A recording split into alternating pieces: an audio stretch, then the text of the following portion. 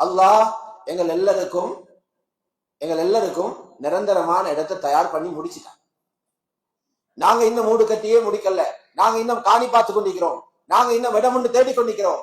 இங்க இருக்கிற ஒவ்வொருத்தருக்கும் அல்லாஹ் காணியை ஒதுக்கிட்டான். வேலை முடிஞ்சிருச்சு. எவ்வளவு ஒதுக்கி வச்சிருக்கிறான் தெரியுமா? நபியுல்லாஹி ஸல்லல்லாஹு அலைஹி வஸல்லம் சொன்னாங்க, நரகத்திலிருந்து கடைசியாக சொர்க்கம் போற ஒரு சொர்க்கவாதி இருப்பாரு, அவருக்கு அல்லாஹ் ஒதுக்கி இருக்கிற காணி. சஹீஹ் முஸ்லிமுடைய ரிவாயத், சய்யிதுனா அபூ ஸயீத் அல் குத்ரி ரலியல்லாஹு அன்ஹு சொல்றாங்க, அவருக்கு அல்லாஹ் சொல்லுவான், நீங்க சொர்க்கத்துக்கு போங்க, உங்களுக்கு இந்த துனியா மாதிரி 10 மடங்கு வச்சிருக்கேன். வலக்க மிஸ்ல துனியா வாஷரத்து அம்சாலிஹா, உலகம் போல 10 மடங்கு வச்சு. கடைசிக்கு போறவரை அப்படி என்ன, ஃபர்ஸ்டுக்கு போறவர்கள் ஹாலாத் எப்படிக்கும், முதலாவது போறவர்கள் அல்லாஹ் எவ்வளவு கொடுத்திப்பான். அதுவும் இங்க போல இல்ல. அந்த காணி எடுத்து பார்த்தா அதுல சேரு, அதுல காடு, அதுல பழைய ஜின்கள் வரக்கூடிய வீடு. அப்படி இல்ல.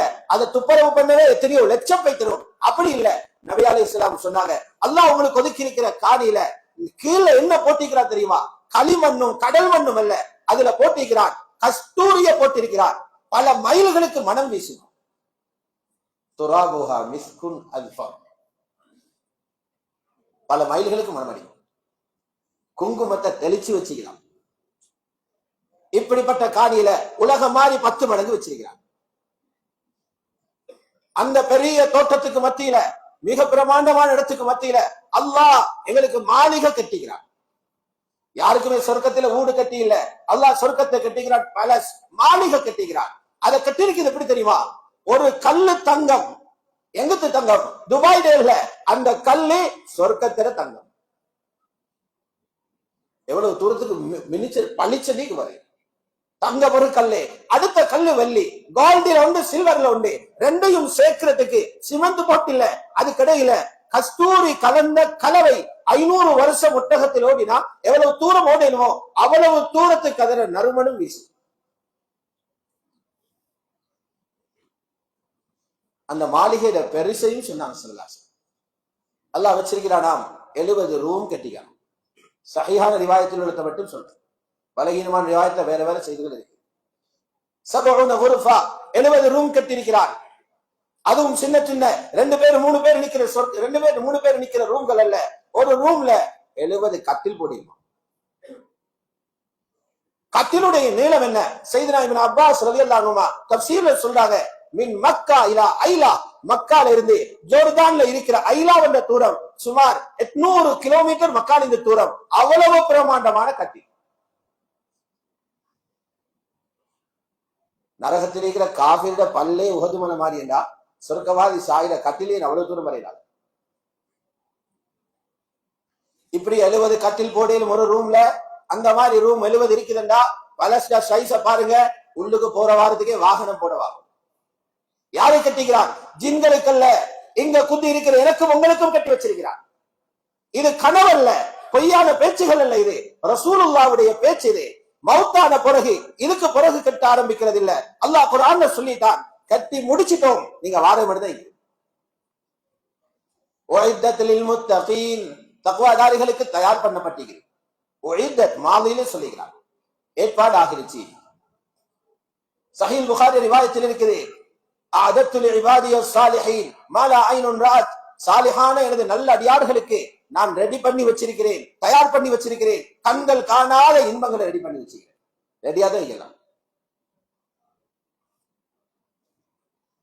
அல்லாஹ் குர்ஆன்ல சொல்றான், அந்த மாளிகைக்குள்ள உங்களுக்கு வேலை செய்யறதுக்கு ஆட்களை வச்சுக்கிறான்.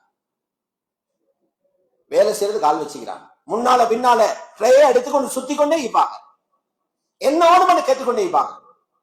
சூரத்து தஹ்ர்ல அங்க அந்த வீட்டுக்குள்ள வேலை செய்யக்கூடிய சிறுவர்களுடைய அடையாளங்களை சொல்றார். அவங்க எப்பவுமே சின்ன பிள்ளைகள். அல்லாஹ் சொல்ற, நீங்க பார்த்தா நினைப்பீங்க முத்துகளை வீசி வச்சிருக்கிறது, அவ்வளவு பசங்க. யதூஃபு அலைஹிம் வில்தானும் முஹல்லதூன், நிரந்தரமான சிறுவர்கள், அவங்க சுத்தி கொண்டே இருப்பாங்க. இதா ரஅய்தஹும் ஹஸிப்தஹும் லுஅலுஅம் மன்சூரா, நபியே நீங்க அவங்கள கண்டா நினைப்பீங்க முத்துகளை செதற வச்சீங்க. அப்படி பசங்க தான் நான். இப்ப வாங்க விஷயத்துக்கு. இவ்வளவு ஏற்பாடுகள் நடந்து முடிஞ்சு நபி ஸல்லல்லாஹு அலைஹி வஸல்லம் சொன்னாங்க, ரமலான் வந்த உடனே சுவர்க்கத்தை ஃபுல்லா திறந்து வைக்கிறாங்க. இப்ப சந்தோஷப்படுங்க, சொர்க்கத்தை திறக்கிற அர்த்தம் என்ன தெரியுமா? எங்கட காணியும் எங்கட மாளிகையும் இருக்கிற சொர்க்கத்தை அல்லாஹ் திறக்கிறான். அதுக்குள்ள என்ன இருக்குது? எங்கட காணியும் எங்கட மாளிகை திறந்து வச்சிருக்கிறான்.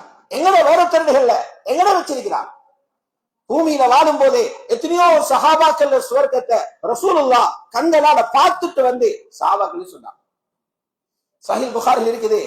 சொன்னாங்க, மேராஜ் போன நேரம் அப்படியே போய்கொண்டிருக்கிறேன், அழகான ஒரு மாளிகையை பார்த்தேன், கண்ணை பிக்குது அந்த மாளிகை. அந்த மாளிகையை போறதுக்கு மேல ஏறி பார்த்தா மாளிகை பக்கத்தில் ஒரு ஆறு ஓடிக்கொண்டிருக்குது. ஹூருல் ஈன் வுது செஞ்சு கொண்டிருக்கிறார். நான் கேட்டேன், லிமன் ஹாதல் கஸ்ர், மாளிகை யாருடையன்னு கேட்டேன். சொன்னாங்க, இது உமர் ரலியல்லாஹு அன்ஹு மாளிகை. ஹஜ்ரத் உமர் மௌத்தாகி இல்ல, மக்கால நிக்கிறாங்க. ஹிஜ்ரத்துக்கு முந்தி இல்லையா, மக்கால நிக்கிறாங்க. இங்க மக்கால அவர் நடமாடுறார். ரசூலுல்லாஹ் சொர்க்கத்தை பார்த்துட்டு வராங்க. வந்து சொன்னாங்க ஹஜ்ரத் உமர்கிட்ட, உமர் இப்படி நான் பார்த்துட்டு வந்தேன். அவர் கேட்கிறார், யார் ரசூலல்லாஹ், ஏன் வெளியால மட்டும் பார்த்துட்டு வந்தீங்க, உள்ள போயிட்டு பார்த்துட்டு வர இருந்துச்சு அப்படின்னு கேட்க, ரசூலுல்லாஹி ஸல்லல்லாஹு அலைஹி வஸல்லம் சொன்னாங்க, அப்படி ஒரு எண்ணமும் எனக்கு வந்துச்சு, உள்ள போயிட்டு பார்த்துட்டு வருவோம். ஆனா என் மனைவிமார்கள் உள்ள இருக்கிற நேரம் எனக்கிட்ட கேட்காம ஏன் போனீங்க என்று நீங்க ரோஷம் அடைவீங்களோ என்று நினைச்சு நான் திரும்பி வந்தேன். அப்ப இதெல்லாம் கதகலாயுது. ஹஜ்ரத் உமர் வாழ்ற நேரம் அவர்கள் சொர்க்கம் கட்டிக்குதுண்டா. சஹீஹ் புகாரில கிதாபு தஅபீர் இருக்குது, கனவு விளக்கத்துல பாடம். அத கடைசி ஹதீஸ், ஒரு நீண்ட ஹதீஸ் இருக்குது. அல்லாஹ்வுடைய ரசூல 2 மலக்குகள் கூட்டி கொண்டு போறாங்க. பார்த்தாரு, நல்ல ஒரு பெரிய சிட்டி ஒன்று ஆகப்படுது போற வழியில. அதில் ஒரு மாளிகை இருக்குது. சொன்னாங்க, வெள்ள வெளியேறு மாளிகை, கஅன்னஹா கமாமா, நான் நினைச்ச மேகம் என்று, அவ்வளவு பசந்தான மாளிகை. யாரோட மாளிகைன்னு கேட்டா மலக்குகள் சொன்னாங்க, உங்களே கட்டிக்கிற மாளிகை. ரசூலுல்லாஹ் அவங்களோட மாளிகையை பார்த்துட்டு வந்தாங்க. அதுக்குள் உள்ள போகவான்னு கேட்டு, இப்ப இல்ல, அங்க போற மௌத்துக்கு பிறகுதாங்க. அப்ப எங்கட மாளிகை கட்டி இல்லையா, எங்கட ரொம்ப கட்டிதான் இருக்கிறான். என்னத்துக்கு தெரியுமா? ரமலான்ல திறந்து வச்சுக்கிறேன், கட்டி வச்சுக்கிறேன், பறிபோகாம பாதுகாத்துக்கோங்க திறந்து வச்சுக்கிறேன்.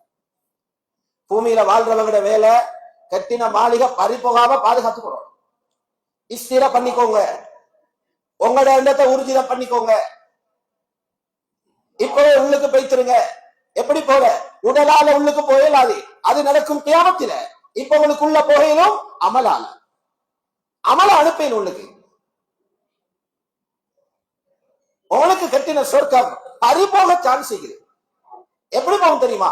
சொர்க்கம் பறிபோகிற யாருடைய கோபத்தாலே அல்ல, படிக்காததாலே அல்ல, பணம் இல்லாததாலே அல்ல, ஜப்பத் இல்லாததாலே அல்ல. சொர்க்கம் பறிபோகும் பாவத்தால. சொர்க்கம் பறிபோகும் பாவத்தால.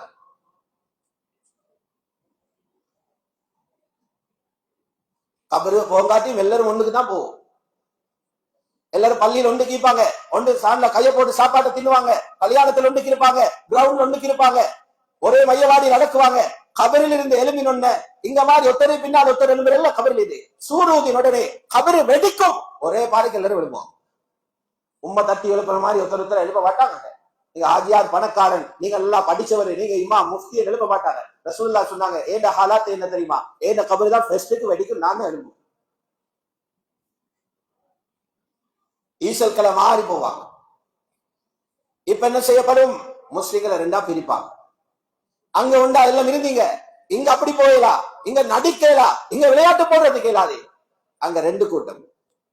அதனோட ஏர்போர்ட் மாதிரி தான் கபரிஸ்தான். சிலருக்கு டைரக்ட் பிளைட் கிடைக்கும், அப்படியே சொர்க்கத்துல போய் இறங்கிடுவாங்க.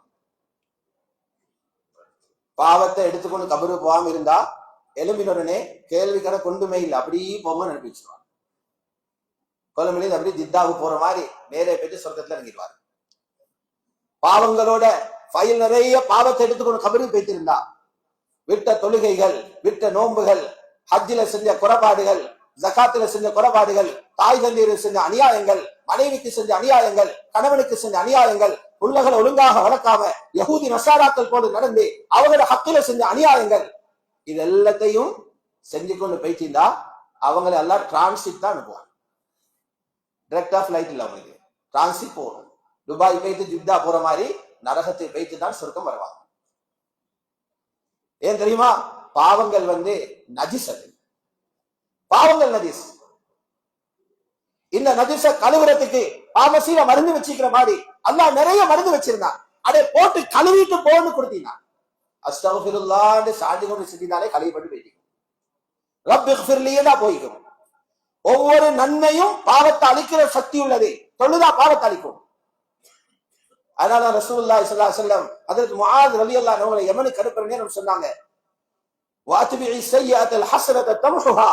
ஒரு பாவம் ஒன்று நடந்துட்டா பின்னால நன்மை ஒன்று அவசரமா சொல்லிருங்க. இந்த நன்மை முன்னுக்கு நடந்த பாவத்தை அழிச்சிடும். நன்மை கேளும் பாவத்தை அழிக்க. இப்படி எல்லாம் மறந்து தந்தீங்க ஒன்றையும் பாவிக்காம துனியால திண்டு குடிச்சு கொண்டு ஆடு மாடு மாதிரி வளர்ந்துட்டு பாவத்தை கட்டி எடுத்து கொண்டு கபரில் எழுதிக்காரு. அங்க வேற மருந்தொன்றும் இல்லை. அங்க பாவத்தை கழுகிறதுக்கு ஒரே ஒரு வழி இருக்குது, நரகத்தில நெருப்பு மட்டும். அதனால முஸ்னத் அஹ்மதுடைய ஹதீஸ் இருக்குது, குல்லு லஹ்மின் நபத பிஸ்ஸுஹ் ஃபன்னாரு அவுலா பிஹி. ஹராத்தில வளர்ந்த எல்லா ரத்தங்களும் சதகளும் அதை துப்புரவு பண்றது நல்ல இடம் நரகம் தான். வேற யாருக்கும் துப்புரவு பண்ணிடலாம். பாவங்கள் எங்கட சொர்க்கத்தை பறிக்கிறது. அதனாலதான் ரமலான் வந்தோன்ன சொர்க்கத்துல கதவுகள் எல்லாம் திறந்து வச்சுக்கிறான். அது எல்லா வாசலும் திறந்துக்குது. எதையாவது அமல செஞ்சு உள்ள பூந்துக்கோங்க. பேணுதலா தொழுகிற மக்கள் போறதுக்கு தொழுகிற வாசல் இருக்குது, பாபு சலா. நோம்ப பேணுதலா பிடிக்கிற மக்களுக்கு இருக்குது பாபு ரையான். ஜகாத்து முறையா கொடுக்கிறவங்களுக்கு வேற கதவு இருக்குது. ஹஜ்ஜ முறையா செஞ்சவங்களுக்கு கதவு இருக்குது. முஜாஹிதுகள் போறதுக்கு கதவு இருக்குது. பெற்றோர்களுக்கு பேருபகாரம் செஞ்சவங்க போறதுக்கு கதவு இருக்குது. எதையாவது ஒன்றை செஞ்சு ரமலான்ல உள்ள போகணும். இப்ப ஹதீஸ்ல ஆழம் விளங்குதான். ரமலான் வந்தா சொர்க்கத்துல கதவு திறக்கப்படுது. தப்பி தவறியாவது இந்த ரமலான்ல வந்து பாவங்களை செஞ்சு நரகத்தில் இடம் எடுத்துடாதீங்க. நீரான், நரகத்துல எல்லா கதவுகளையும் மூடி வச்சிருக்குது.